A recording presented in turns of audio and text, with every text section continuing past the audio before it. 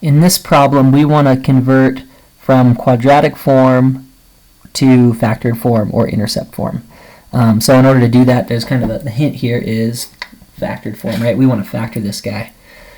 First thing we are going to do is see if there is a greatest common factor that we can pull out. So let's see if they all have something in common. Well, the first two have x's in them, but the third one doesn't.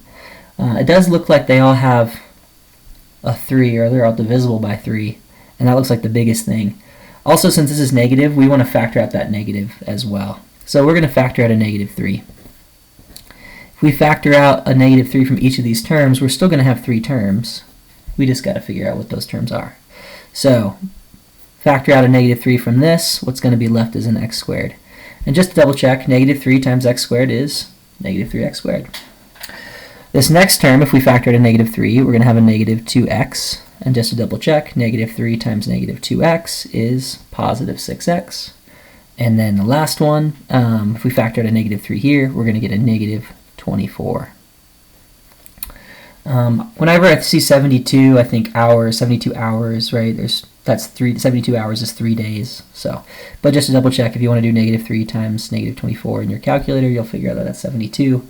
Or if you needed to, divide 72 by 3 to see, what goes into it, you can do it that way too. So this is the first part of it. And the next part is we have to factor this piece. And since there's not a number in front of x anymore, we can just kind of try to see if we can figure out the two numbers that will multiply to negative 24 but combine to be negative 2. So my factored form is going to look something like this. I just got to figure out what numbers go here and here. Now we know that, again, the two numbers that go here and here, they have to multiply to 24, and they have to combine to give me negative 2.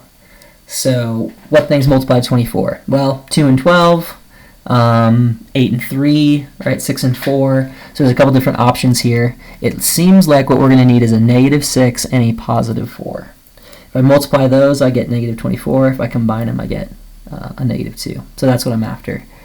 So negative 6, positive 4. Okay, so that's the factored form. If we wanted to, we could add our f of x over here. Okay, or our y or whatever. Now the x intercepts are, we're going to take basically like the opposite of what's in here, right? So the x-intercepts are 6 and negative 4, but remember that x-intercepts are coordinates. They're points on the x-axis. So if we want to represent them as coordinates, we need to do it this way. So we're looking for 6, 0 and negative 4, 0, but maybe the order might be switched. So it looks like in this scenario, it's sitting right there. Okay, be careful again with the order and the signs because there's lots of distractor options here that are close but not what you need.